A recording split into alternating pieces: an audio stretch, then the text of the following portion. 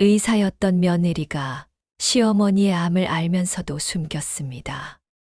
이유는 유산과 보험금 때문이었죠. 만약 손자가 아니었다면 이 비밀은 끝까지 묻혔을 겁니다. 내가 죽을 뻔했다는 걸 알게 된 건 손자 지후 때문이었어요. 11살짜리 아이가 어른들의 거짓말을 다 알아챘죠. 의사인 며느리조차 속일 수 없었던 순수한 눈으로요. 하지만 그때까지만 해도 난 아무것도 몰랐어요.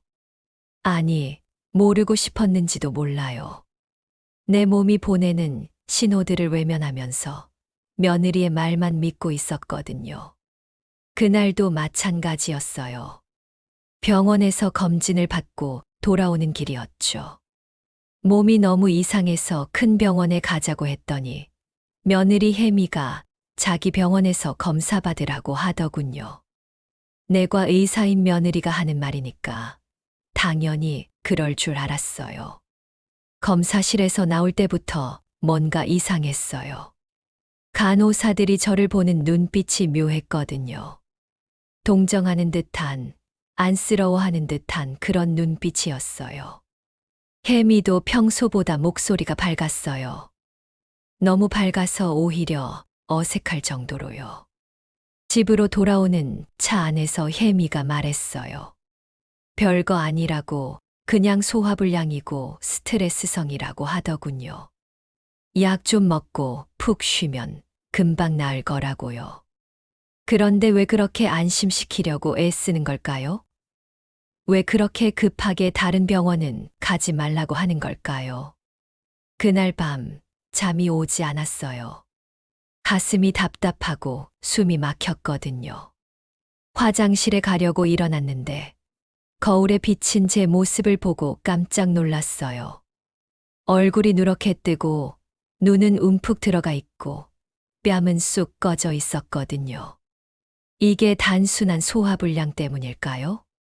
손으로 목을 만져보니 뭔가 만져지는 게 있었어요. 작은 혹 같은 게요. 예전에는 없었던 건데요. 가슴 쪽도 아프고 등 쪽도 결리고 온몸이 쑤셨어요. 이런데도 단순한 소화불량이라고요? 다음 날 아침 아들 상진이한테 얘기해봤어요. 몸이 너무 이상하다고, 큰 병원에 가보고 싶다고요. 그랬더니 혜미가 끼어들더군요. 자기가 의사인데 뭘 더 검사하냐고, 괜히 큰 병원 가서 돈만 쓸 일 없다고 하더라고요. 상진이도 아내 말에 동조했어요. 바쁜 직장인인데다가 의사인 아내를 전적으로 믿고 있었거든요. 나보다 혜미를 더 믿는 것 같았어요. 시어머니보다 아내가 더 소중한 건가 싶어서 마음이 아팠어요. 그런데 며칠 후부터 증상이 더 심해졌어요. 밥을 먹으면 바로 토하고 물만 마셔도 속이 쓰렸어요. 체중도 눈에 띄게 줄어들었고요. 거울을 볼 때마다 깜짝 놀랄 정도로 말라가고 있었어요. 혜미한테 다시 얘기했더니 나이 들면 다 그런 거라고 하더군요. 약만 잘 먹으면 괜찮아질 거라고요. 그러면서 또 다른 소화제를 주었어요. 그런데 그 약을 먹으면 더 아팠어요. 속이 쓰리고 메스꺼웠거든요. 이상했어요. 의사가 주는 약인데 왜 더 아플까요? 왜 나아지지 않을까요? 혜미는 계속 괜찮다고 하는데 내 몸은 계속 악화되고 있었어요. 어느 날 밤 화장실에서 피를 토했어요. 검은색 피였어요. 깜짝 놀라서 혜미를 깨웠더니 그냥 위산 역류 때문이라고 하더군요. 며칠 더 지켜보자고요. 피를 토하는데도 별일 아니라고 하니까 이게 정상인가 싶었어요. 하지만 며느리가 의사인데 내가 뭘 더 알겠어요? 의심하는 것도 미안하고 괜히 소동 피우는 것 같아서 그냥 참았어요.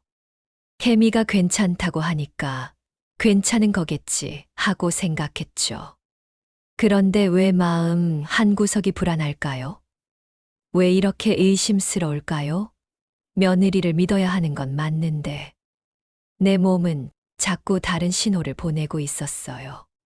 지우가 학교에서 돌아와서 저를 보더니 걱정스러운 눈빛을 했어요. 할머니 얼굴이 너무 아파 보인다고 병원에 가야 하는 거 아니냐고 하더군요. 11살짜리 아이도 알아볼 정도로 제가 아파 보였나 봐요. 그날 밤 지우가 제 방에 와서 물었어요.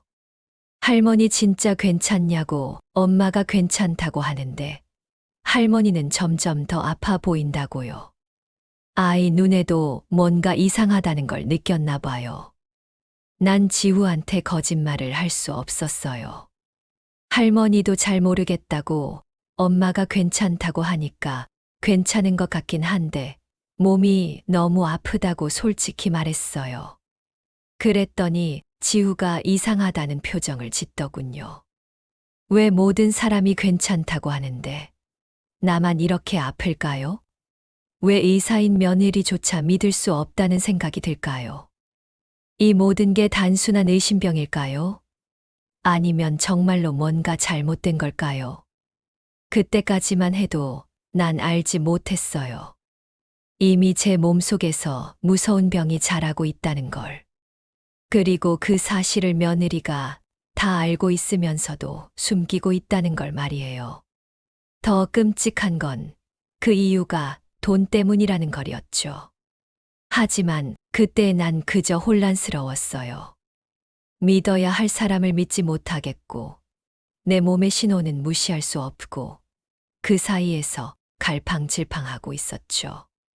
마치 안개 속을 걷는 것 같았어요. 앞이 보이지 않는 답답함 속에서 조금씩 진실을 향해 걸어가고 있었는데도 모르고 있었던 거예요. 한 달이 지났는데도 몸이 나아지지 않았어요. 아니, 더 심해졌어요. 이제는 걷기도 힘들어졌고 기침도 자주 나왔어요. 밤에는 식은땀을 흘리며 잠을 설쳤고 낮에는 기력이 없어서 누워만 있었어요. 이웃집 박술래 할머니가 놀러 왔다가 제 모습을 보고 깜짝 놀라더군요. 한 달 사이에 완전히 다른 사람이 됐다면서 이거 큰일 아니냐고 걱정하시더라고요. 술래 할머니가 말씀하시길 자기 친구가 비슷한 증상으로 고생하다가 나중에 알고 보니 암이었다고 하더군요. 그러니까 꼭 큰 병원에 가서 정밀 검사를 받아보라고 하시는 거예요. 그 말을 들으니까 가슴이 덜컥 내려앉았어요. 설마 나도 그런 병에 걸렸을까요? 하지만 며느리가 의사인데 큰 병이면 진작 알려줬겠죠. 그렇게 생각하며 마음을 달랬어요. 그런데 술래 할머니 말이 자꾸 귓가에 맴돌았어요. 나중에 혜미가 퇴근해서 돌아오니까 조심스럽게 물어봤어요. 큰 병원에서 한 번 더 검사 받으면 안 되냐고요. 혜미 얼굴이 확 굳어지더군요. 그러면서 말하는 게 괜히 큰 병원 가서 과잉 진료 받을 필요 없다고 자기가 이미 다 확인해 봤는데 정말 소화불량이라고 하더라고요. 목소리도 평소보다 날카로워졌어요. 왜 그렇게 큰 병원 가는 걸 싫어할까요? 정말 소화불량이라면 큰 병원에서 검사 받아도 똑같은 결과가 나올 텐데요. 오히려 더 정확한 검사를 받을 수 있을 것 같은데 말이에요. 며칠 후 상진이한테도 얘기해 봤어요. 몸이 너무 아프다고 다른 병원에서도 한번 봐달라고요. 그랬더니 상진이가 혜미한테 물어보더니 혜미가 또 반대한다고 하더군요. 괜한 검사비만 나간다고 시어머니가 너무 예민하게 생각하시는 거라고요. 아들마저 아내 편을 드니까 난 정말 혼란스러웠어요. 내가 너무 예민한 건가? 정말 단순한 소화불량인데 괜히 호들갑 떠는 건가? 하지만 몸은 거짓말을 하지 않잖아요. 이렇게 아픈데 어떻게 괜찮다고 할 수 있을까요? 그런데 어느 날 이상한 일이 있었어요. 혜미가 늦게 퇴근해서 전화를 받고 있는데 우연히 들었거든요. 병원 동료와 통화하는 것 같았는데 뭔가 수상한 내용이었어요. 정확히는 못 들었지만 뭔가 숨기는 게 있다는 느낌이었어요. 목소리도 평소와 달랐고 신경질적으로 말하더라고요. 그러고 나서 전화를 끊더니 제가 듣고 있는 줄도 모르고 한숨을 크게 쉬더군요. 그날 밤 잠이 안 와서 화장실에 갔다가 혜미 방 앞을 지나게 됐는데 또 전화 통화를 하고 있었어요. 이번에는 조금 더 들렸거든요. 무슨 검사 결과 얘기를 하는 것 같았는데 아무한테도 말하면 안 된다는 내용이었어요. 그리고 시간을 더 끌어야 한다는 말도 들렸고요. 뭘 더 끌어야 한다는 걸까요? 무슨 검사 결과를 숨기고 있는 걸까요? 다음 날, 지우가 학교에서 돌아와서 또 걱정스럽게 저를 바라봤어요. 할머니가 어제보다 더 아파 보인다고 정말 병원에 안 가도 되냐고 하더군요. 이제는 손자까지 걱정할 정도가 됐나 봐요. 지우한테 물어봤어요. 엄마가 할머니 병에 대해서 뭐라고 하냐고요. 그랬더니 지우가 이상한 얘기를 하더군요. 엄마가 전화할 때 할머니 얘기를 자주 한다고. 그런데 목소리가 평소와 다르다고요. 아이 눈에도 뭔가 이상하다는 게 보이나 봐요. 그런데 정작 의사인 며느리는 계속 괜찮다고만 하고 다른 병원 가는 것도 막고 있어요.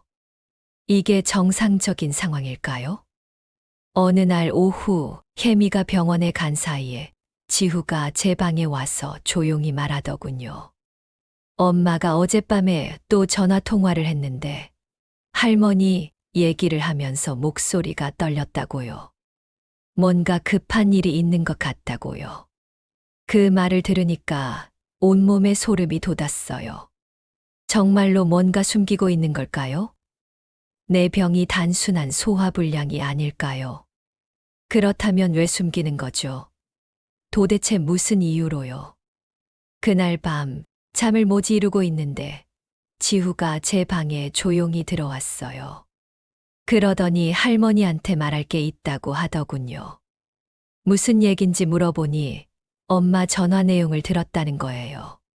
지후 말로는 혜미가 누군가와 통화하면서 검사 결과를 숨겨야 한다고 했다는 거예요. 그리고 아직 때가 아니라고 조금 더 기다려야 한다고 했다는 거고요.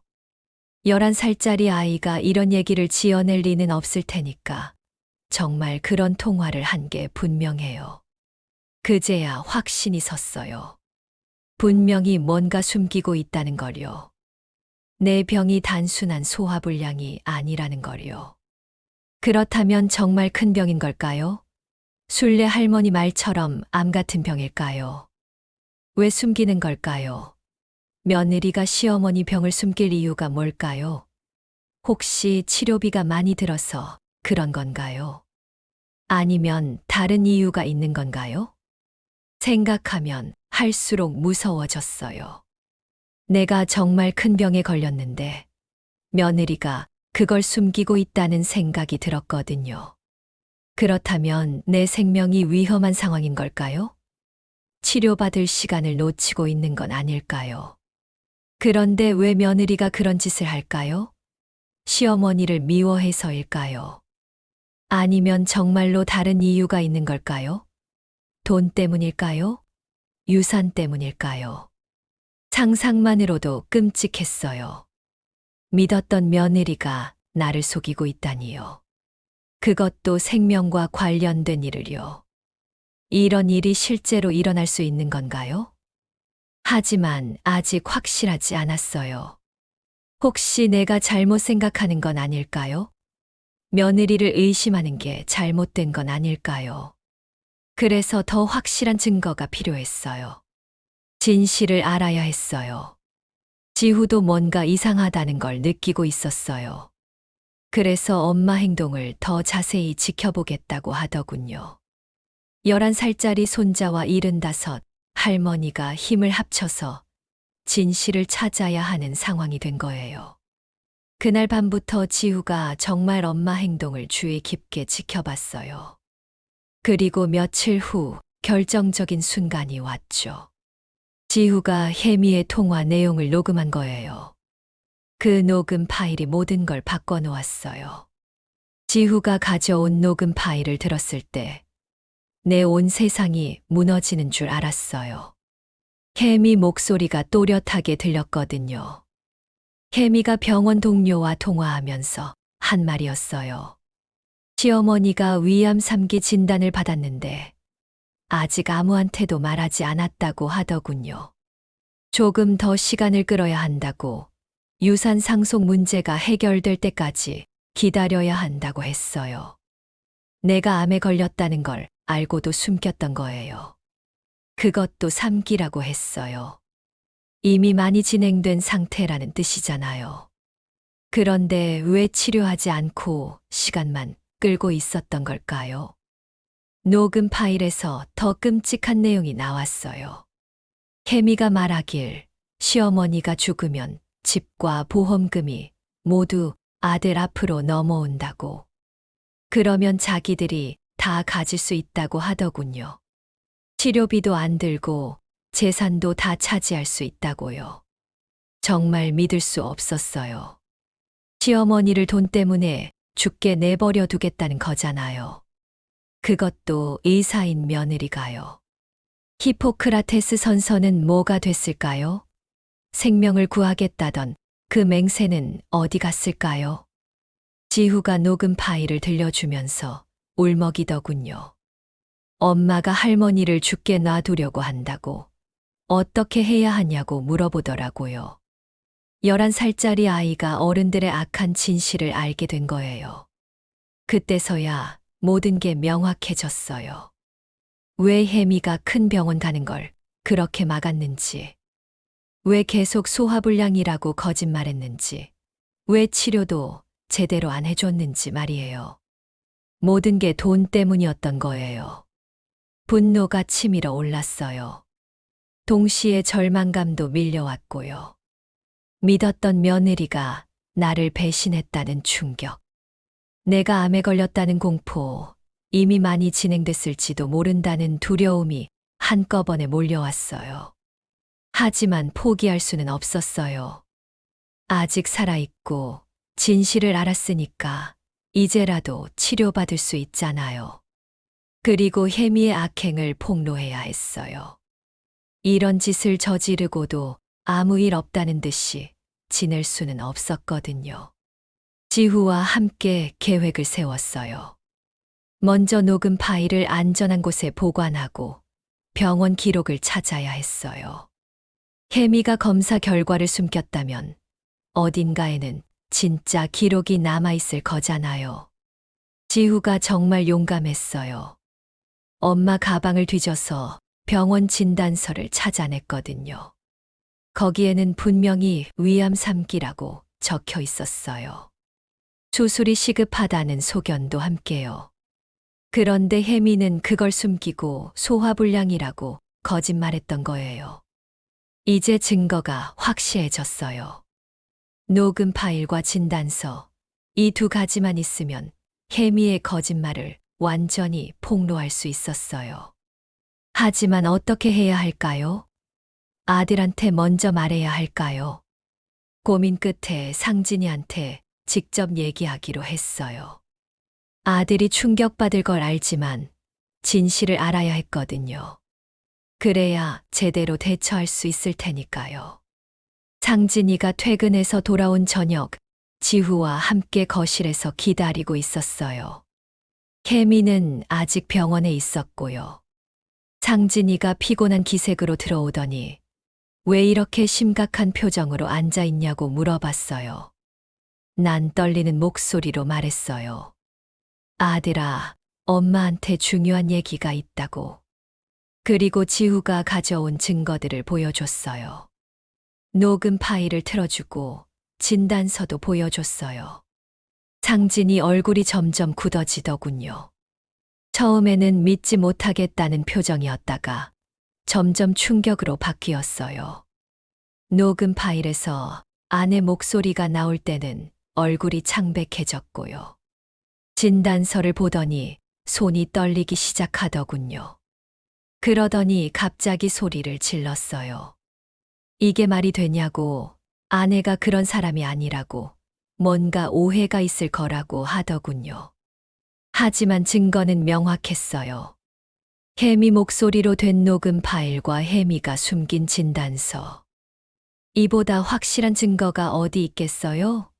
상진이도 점점 현실을 받아들이기 시작했어요. 그때 혜미가 퇴근해서 들어왔어요. 거실에서 우리가 심각한 표정으로 앉아 있는 걸 보더니 무슨 일이냐고 물어봤어요. 평소처럼 밝은 목소리였지만 뭔가 경계하는 기색이 보였어요. 상진이가 떨리는 목소리로 물어봤어요. 어머니 병에 대해서 숨긴 게 있냐고, 정말 소화불량이 많냐고요. 혜미 얼굴이 순간 굳어지더니 왜 그런 말을 하냐고 되묻더군요. 그때 지후가 용기를 내서 말했어요. 엄마가 할머니 암을 숨겼다고, 자기가 다 들었다고, 증거도 있다고 하더군요. 혜미가 깜짝 놀라면서 지후를 보더니 아이가 무슨 헛소리를 하냐고 화를 내기 시작했어요. 하지만 이미 늦었어요. 녹음 파일을 틀어주니까 혜미가 할 말이 없어졌어요. 자기 목소리로 된 증거였으니까요. 더 이상 변명할 수도 없었고요.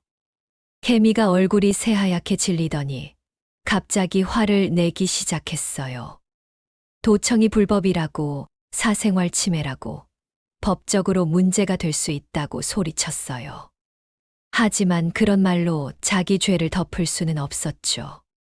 상진이가 정말 분노했어요. 아내를 믿었는데 배신당했다는 충격, 어머니가 죽을 뻔했다는 공포, 모든 게 한꺼번에 폭발한 거예요.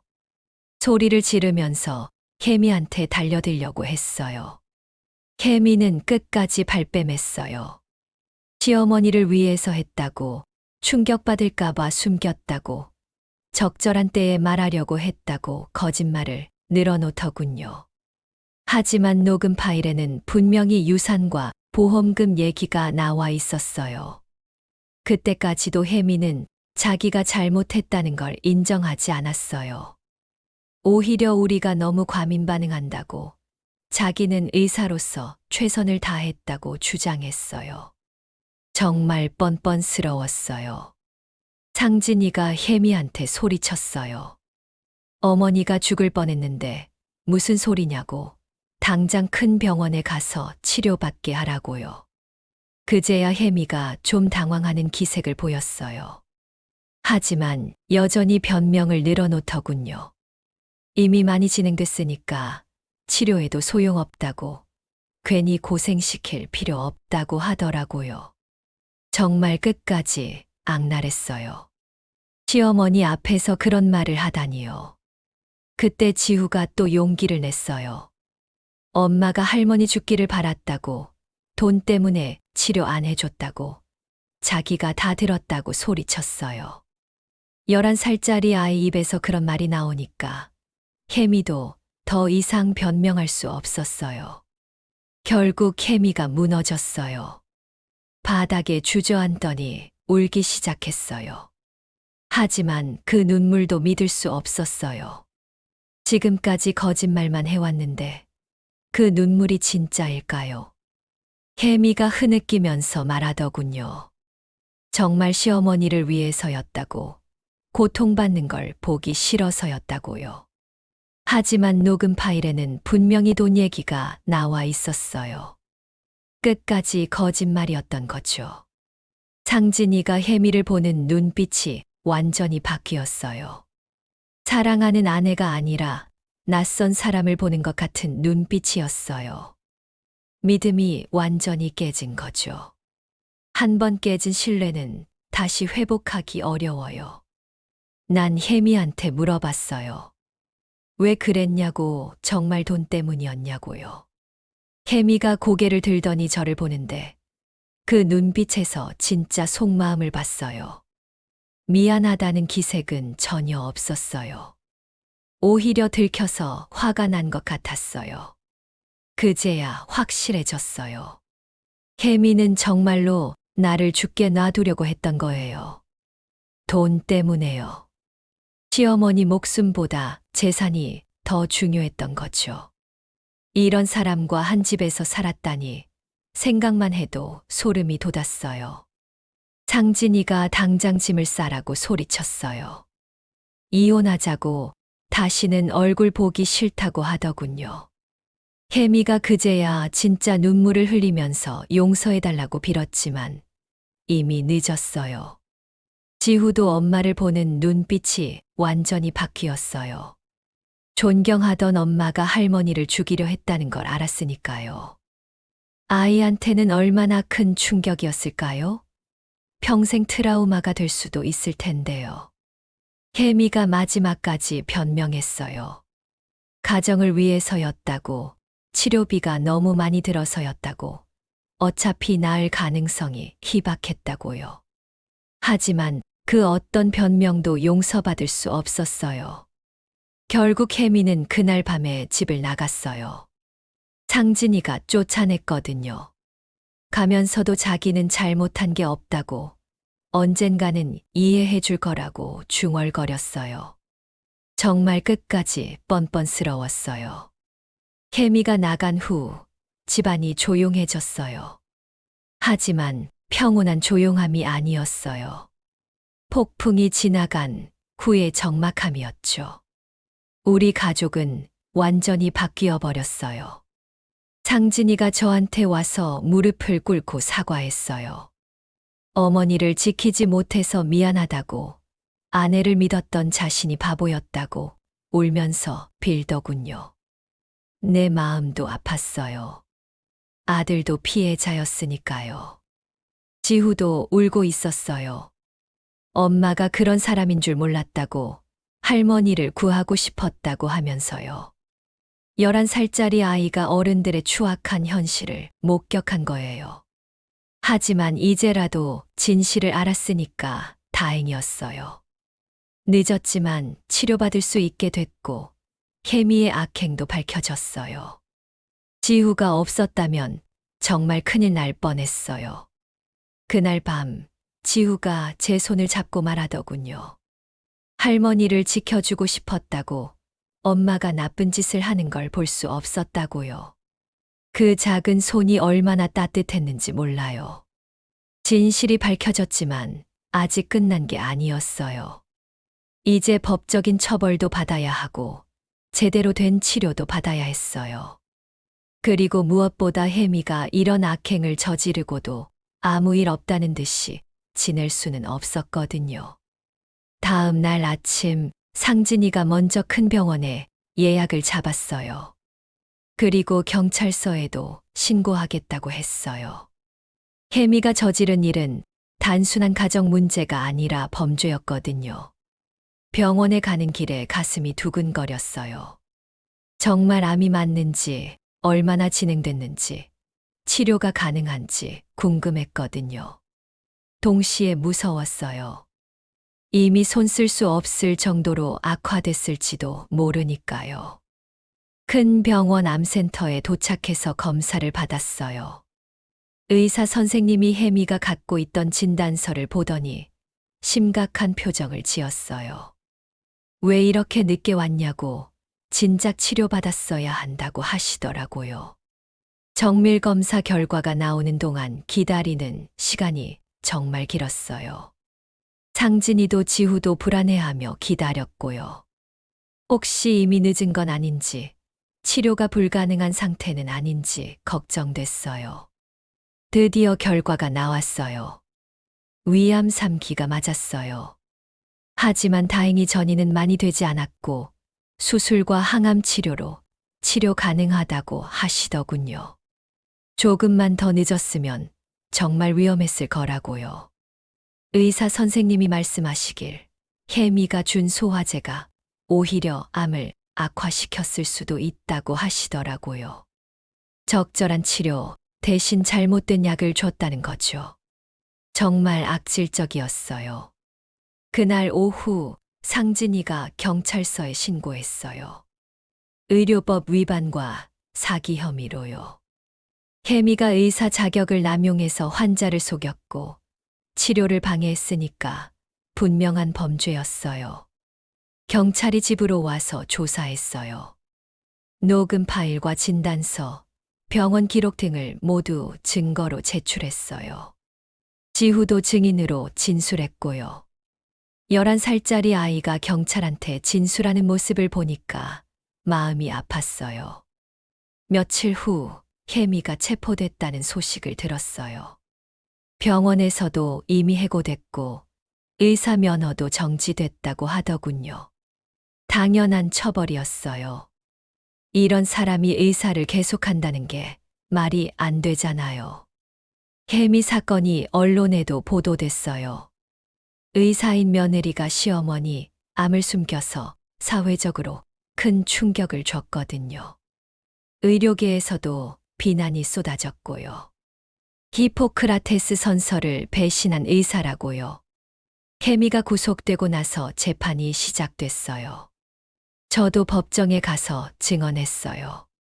혜미가 어떻게 저를 속였는지, 얼마나 고통스러웠는지 다 말했어요. 혜미는 끝까지 자기는 잘못하지 않았다고 주장했어요. 재판 과정에서 더 충격적인 사실이 드러났어요. 혜미가 이미 보험금 수령 절차까지 알아봤다는 거예요. 제가 죽으면 받을 수 있는 보험금이 얼마인지, 어떤 절차를 거쳐야 하는지까지 조사했다고 하더군요. 정말 치밀하게 계획한 거였어요. 단순한 충동적 범죄가 아니라 오랫동안 준비한 악행이었던 거죠. 시어머니 목숨을 돈으로 계산한 거예요. 생각할수록 끔찍했어요. 재판부도 혜미의 죄질이 매우 나쁘다고 판단했어요. 의사라는 신뢰받는 직업을 남용했고 가족을 배신했으며 생명을 경시했다는 이유로요. 징역 5년과 의사 면허 영구 박탈을 선고받았어요. 혜미가 판결을 듣고 법정에서 울부짖었어요. 억울하다고, 정말 시어머니를 위해서였다고 끝까지 거짓말했어요. 하지만 증거가 너무 명확했거든요. 변명의 여지가 없었어요. 상진이는 이혼 절차를 밟았어요. 혜미와 같이 살 수 없다고, 아이도 그런 엄마와 함께 있을 수 없다고 했어요. 지후도 엄마를 용서할 수 없다고 하더군요. 가족이 완전히 깨져버렸어요. 하지만 정의는 실현됐어요. 혜미가 제대로 된 처벌을 받았고 더 이상 다른 환자들을 해칠 수 없게 됐어요. 의료계에서도 이런 일이 재발하지 않도록 감시 체계를 강화하겠다고 했어요. 병원에서도 제대로 된 치료를 받기 시작했어요. 수술을 받았고 항암 치료도 시작했어요. 힘들었지만 희망이 있었어요. 의사 선생님도 적극적으로 치료하면 완치 가능하다고 격려해 주셨거든요. 상진이가 회사를 그만두고 저를 돌봐줬어요. 어머니를 제대로 지키지 못했다는 죄책감 때문이었겠지만 정말 정성껏 돌봐줬어요. 병원 갈 때마다 함께 가고 약도 챙겨주고 식사도 정성스럽게 준비해줬어요. 지후도 할머니 간병을 도왔어요. 학교에서 돌아오면 제 방에 와서 책도 읽어주고 재미있는 얘기도 해줬어요. 그 작은 손길이 큰 힘이 됐어요. 이 아이가 아니었다면 정말 큰일 날 뻔했거든요. 치료 과정이 힘들었지만 점점 나아지고 있었어요. 암세포도 줄어들고 있고 몸도 예전보다 좋아졌어요. 무엇보다 마음이 편해졌어요. 더 이상 속임당하지 않아도 되니까요. 혜미가 교도소에서 면회를 신청했지만 거절했어요. 더 이상 그 사람 얼굴을 보고 싶지 않았거든요. 사과한다고 해도 용서할 수 없었어요. 저를 죽이려 했는데 어떻게 용서해요? 재판이 끝나고 나서 많은 언론에서 인터뷰 요청이 왔어요. 의료진의 윤리에 대한 경각심을 높이기 위해서라고 하더군요. 저도 이런 일이 다시 일어나지 않았으면 해서 몇 번 인터뷰에 응했어요. 사람들이 제 얘기를 듣고 충격받더군요. 가족 중에 의사가 있으면 든든할 거라고 생각했는데 오히려 독이 될 수도 있다는 걸 처음 알았다고 하더라고요. 정말 믿을 사람이 따로 있는 게 아니에요. 그래도 다행인 건 지우가 있었다는 거예요. 이 아이의 용기와 정의감이 제 생명을 구했어요. 어른들은 모두 속았는데 아이만 진실을 봤던 거죠. 정말 자랑스러운 손자예요. 상진이도 많이 변했어요. 예전에는 아내만 믿고 어머니한테는 무관심했는데 이제는 정말 효자가 됐어요. 매일 안부를 묻고 건강 상태를 체크하고 뭐든 같이 하려고 해요. 케미 일로 인해서 우리 가족은 큰 상처를 받았지만 동시에 더 단단해지기도 했어요. 서로를 더 소중히 여기게 됐고 진실의 중요성도 깨달았어요. 거짓말은 언젠가 드러나게 돼 있어요. 의료진들도 이 사건을 교훈으로 삼겠다고 했어요. 환자와 가족에게 정직해야 한다는 것. 히포크라테스 선서의 의미를 다시 생각해 보겠다고 하더군요.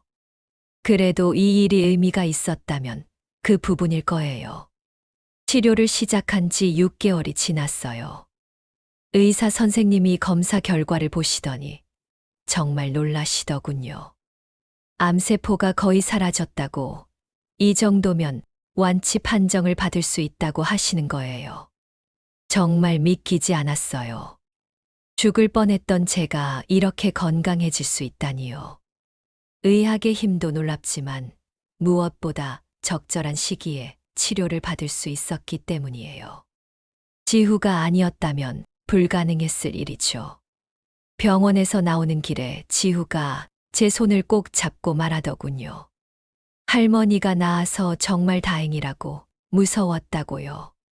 그 작은 손이 얼마나 따뜻한지 몰라요. 이 아이 때문에 제가 살아났어요. 집으로 돌아와서 상진이한테 좋은 소식을 전했어요.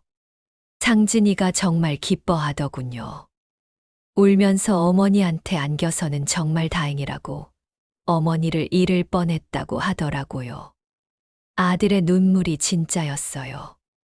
그날 저녁 우리 가족이 오랜만에 함께 식사했어요. 케미가 없으니까 오히려 더 편했어요. 거짓말하는 사람이 없으니까 마음도 편하고 서로 믿고 지낼 수 있었거든요. 지후가 말하더군요. 이제 할머니가 완전히 나았으니까 함께 여행 가자고요. 전에는 몸이 아파서 멀리 못 갔는데 이제는 어디든 갈 수 있다고 하더라고요. 정말 순수한 아이예요. 저도 그러고 싶었어요. 지후와 함께 바다도 보고 산도 가고 맛있는 것도 먹고 싶었어요. 죽을 뻔했던 사람이 이렇게 계획을 세울 수 있다니 정말 기적 같았어요. 상진이가 회사를 다시 다니기 시작했어요. 제가 많이 나아졌으니까 안심이 됐나 봐요. 하지만 예전보다 더 자주 연락하고 일찍 퇴근해서 저를 돌봐줘요. 정말 효자가 됐어요. 케미는 여전히 교도소에 있어요. 가끔 상진이한테 편지를 보낸다고 하는데 상진이는 읽지도 않고 버린대요. 이혼도 완료됐고 더 이상 우리 가족과는 아무 관계 없는 사람이에요. 지후는 혜미 얘기를 하지 않아요. 아마 상처가 클 거예요. 존경하던 엄마가 할머니를 해치려 했다는 사실을 알았으니까요. 하지만 시간이 지나면 나아질 거라고 생각해요. 어느 날 지후가 학교에서 선생님께 이 얘기를 했다고 하더군요. 그랬더니 선생님이 지후가 정말 용감하다고, 어른들도 하기 힘든 일을 했다고 칭찬해 주셨다고 해요. 정말 자랑스러운 손자예요. 동네 사람들도 제 얘기를 알고 있어요.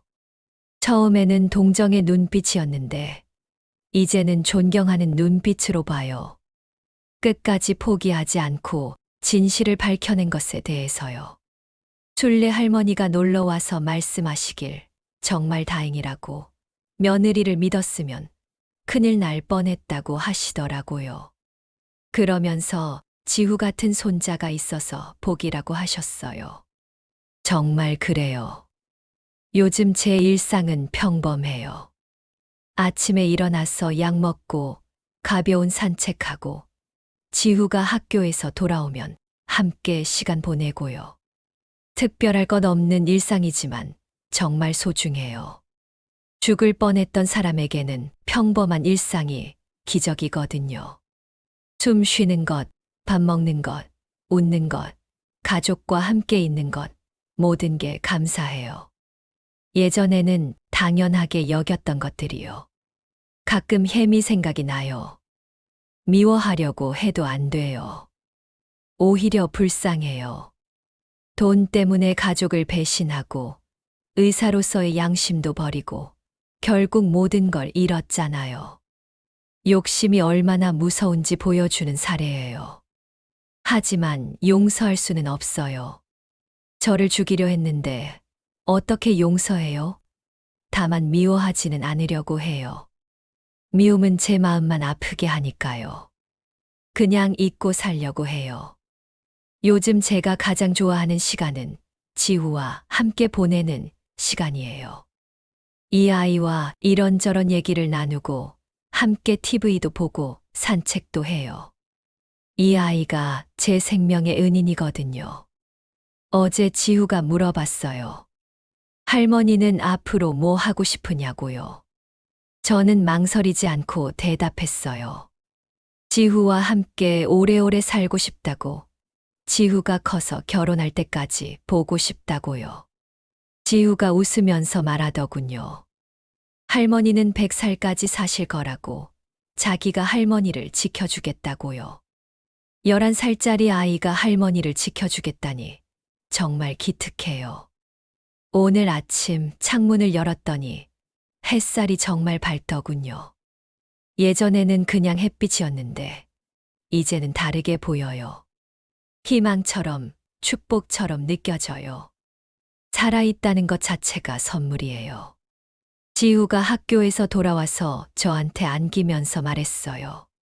할머니 냄새가 좋다고, 이제 아픈 냄새가 아니라 건강한 냄새가 난다고요. 아이들은 정말 순수해요. 냄새로도 건강 상태를 알 수 있나 봐요. 상진이가 퇴근해서 돌아와서는 오늘도 어머니 얼굴색이 좋다고 하더군요. 예전에는 창백했는데 이제는 혈색이 돌아왔다고요. 정말 많이 나아진 것 같아요. 저녁을 먹으면서 지후가 말했어요. 할머니가 아프기 전보다 더 예뻐졌다고요. 웃는 얼굴이 더 밝아졌다고요. 고난을 겪고 나니까 오히려 더 감사한 마음이 커진 것 같아요. 밤에 잠자리에 들기 전 지후가 제 방에 와서 인사해요. 할머니 안녕히 주무시라고, 내일 또 보자고요. 그 작은 손을 잡고 있으면 정말 따뜻해요. 이 아이가 있어서 살아있다는 게 얼마나 감사한지 몰라요. 오늘도 지후가 학교에서 돌아와서 제게 달려왔어요. 할머니 보고 싶었다고, 학교에서도 할머니 생각했다고 하더군요. 그러면서 오늘 학교에서 있었던 일들을 재미있게 얘기해줘요. 지후 얘기를 들으면서 깨달은 게 있어요. 이 아이는 정말 특별한 아이라는 걸요. 11살인데도 옳고 그름을 정확히 판단할 줄 알고 용기 있게 행동할 줄 아는 아이예요. 저를 구한 건 우연이 아니었어요. 어제는 지후와 함께 공원에 갔어요. 벤치에 앉아서 아이스크림을 먹으면서 이런저런 얘기를 했어요. 지후가 갑자기 물어보더군요. 할머니는 엄마를 용서할 수 있냐고요. 어려운 질문이었어요. 솔직히 말하면 아직도 화가 나요. 저를 죽음으로 내몰았는데 어떻게 쉽게 용서할 수 있겠어요? 하지만 지후한테는 다르게 말해줬어요. 미워하지는 않으려고 한다고. 미움은 할머니 마음만 아프게 하니까요. 지후가 고개를 끄덕이더니 말하더군요. 자기도 엄마를 미워하지 않으려고 한다고. 하지만 실망했다고요. 엄마가 그런 사람인 줄 몰랐다고 하면서 눈물을 글썽이더라고요. 제가 지후를 안아주면서 말했어요. 내가 잘못한 게 아니라고. 오히려 내가 할머니를 구해줘서 고맙다고요. 지후가 없었다면 지금 할머니는 이 세상에 없었을지도 모른다고 했어요. 그랬더니 지후가 웃으면서 말하더군요. 할머니를 지켜주는 게 자기 임무라고. 앞으로도 계속 지켜주겠다고요. 그 말을 들으니까 가슴이 뭉클했어요. 이런 손자가 있어서 정말 복받은 사람이에요. 요즘 상진이도 많이 달라졌어요. 예전에는 일에만 매달렸는데 이제는 가족과 보내는 시간을 더 소중히 여겨요. 주말에는 꼭 저와 지후와 함께 시간을 보내려고 해요. 지난주에는 상진이가 온 가족이 함께 식사하자고 해서 맛있는 식당에 갔어요. 케미가 없으니까 오히려 더 편했어요. 서로 눈치 보지 않고 진심으로 대화할 수 있었거든요. 식사를 마치고 나서 상진이가 저한테 말했어요. 어머니한테 정말 미안하다고. 앞으로는 절대 이런 일이 없도록 하겠다고요. 그리고 지후한테도 고맙다고. 할머니를 구해줘서 고맙다고 했어요. 지후가 쑥스러워하면서도 자랑스러워 하더군요. 아빠가 자기를 인정해 주니까 기뻤나 봐요. 이제 우리 가족은 정말 하나가 된 것 같아요. 시련을 겪었지만 오히려 더 단단해졌어요. 병원에서 마지막 검진을 받았어요. 의사 선생님이 정말 놀라시더군요. 완전히 건강해졌다고. 이제 정기검진만 받으면 된다고 하시는 거예요. 정말 기적 같은 일이에요. 집으로 돌아오는 길에 지후가 말하더군요. 이제 할머니가 완전히 나았으니까 정말 기쁘다고. 무서워하지 않아도 된다고요. 그동안 이 아이도 얼마나 걱정했을까 생각하니까 미안했어요. 저녁에 상진이가 퇴근해서 돌아와서 좋은 소식을 전했더니 정말 기뻐하더군요. 그러면서 이제 정말 안심이라고. 어머니를 잃을 뻔해서 정말 무서웠다고 하더라고요. 그날 밤 지후가 제 방에 와서 말했어요. 할머니가 아프기 전보다 더 밝아졌다고. 웃는 모습이 더 예쁘다고요. 고생을 했지만 오히려 더 강해진 것 같다고 하더군요. 정말 그런 것 같아요. 죽음 앞에서 살아남았으니까 뭐든 감사하게 느껴져요. 작은 것에도 행복해하고 매 순간을 소중히 여기게 됐어요. 이런 마음을 갖게 해준 것도 지후 덕분이에요. 오늘 아침 창문을 열고 밖을 내다봤어요. 햇살이 정말 따뜻하더군요. 새들도 지저귀고 꽃들도 예쁘게 피어 있었어요. 살아있다는 것만으로도 이렇게 아름다운 세상을 볼 수 있다니 정말 감사해요. 지후가 일어나서 제 방에 와서 안아주면서 말했어요. 할머니 좋은 아침이라고. 오늘도 함께 있어서 기쁘다고요. 그 따뜻한 체온을 느끼면서 생각했어요. 내 생명을 구한 건 의사도 약도 아니고 바로 이 아이구나 하고요. 지후가 없었다면 전 이미 이 세상 사람이 아니었을 거예요. 케미의 거짓말에 속아서 죽음을 맞이했을 거고요. 하지만 이 아이의 용기와 정의감이 저를 구해줬어요. 진짜 영웅은 따로 있는 게 아니었어요. 요즘 지후와 함께 산책을 자주 해요. 공원을 걸으면서 이런저런 얘기를 나누는 시간이 정말 소중해요. 지후가 학교에서 있었던 일도 얘기해주고 저도 옛날 얘기를 들려줘요. 어제는 지후가 재미있는 얘기를 해줬어요. 학교에서 선생님이 영웅에 대한 이야기를 했는데 지후가 할머니 얘기를 했다고 하더군요. 할머니를 구한 자기가 영웅이라고 했다나요. 그랬더니 친구들이 정말 대단하다고 했다면서요.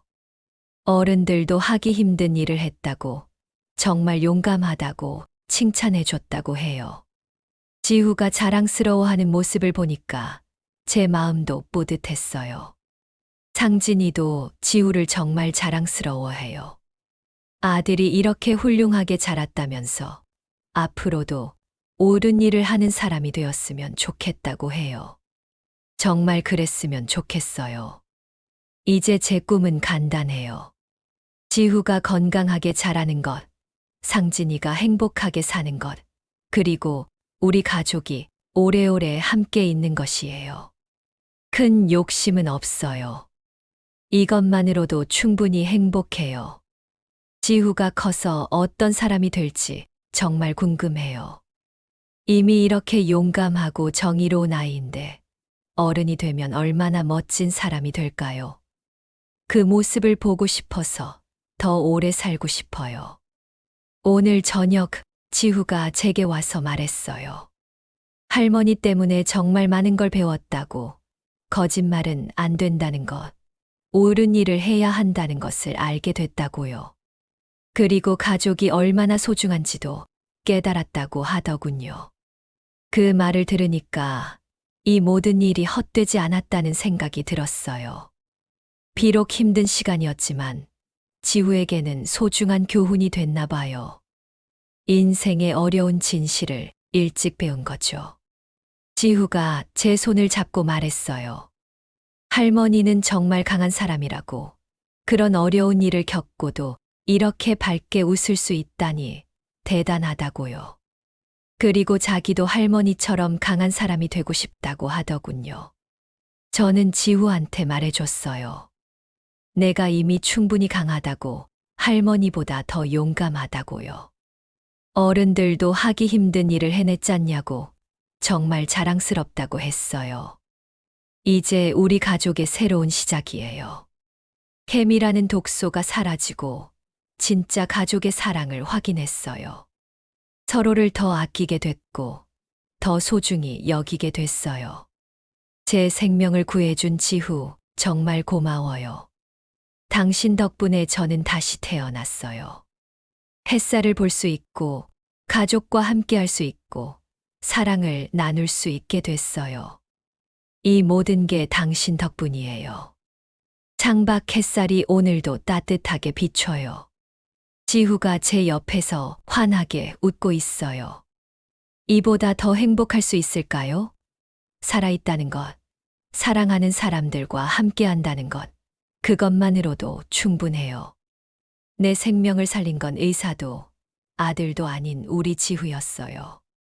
11살짜리 손자가 할머니의 영웅이 된 거죠. 앞으로도 오래오래 함께 살면서 서로 사랑하며 지내고 싶어요. 햇살 속에서 지후와 함께 웃고 있으니까 모든 고통이 잊혀져요. 이것이 진짜 행복이구나 싶어요. 새로운 내일이 기대돼요. 지후와 함께할 밝은 미래가요.